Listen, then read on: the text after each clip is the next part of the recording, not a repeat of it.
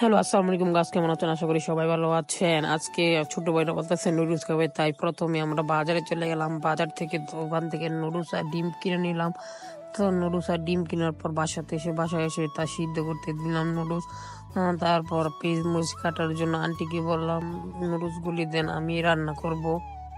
বাজার থেকে বাড়িতে এসে দেখি কারেন্ট নাই, তো হালকা বৃষ্টি হওয়ার সম্ভাবনা আছে। আকাশে অনেক বৃষ্টি, মেঘে খেলা করছে, দিন চমকাচ্ছে। তবে কারেন্টের জন্য অনেকক্ষণ ওয়েট করার পর বসিয়ে দিলাম চুলাতে। তো এখন সিদ্ধ হওয়ার যাওয়ার পর এখন ডিমটা কাটা করতেছি। তো ডিমটা হওয়ার পর নুডলস ছেড়ে দিলাম মশলা টসলা দিয়ে। তো আমি বরাবরের মতো আমি রান্না করলাম নুডলসগুলি।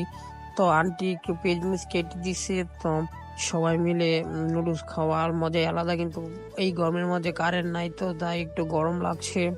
তো গাইস, আমার ভিডিওটা ভালো লাগলে অবশ্যই লাইক শেয়ার কমেন্ট করবেন গাইস, প্লিজ।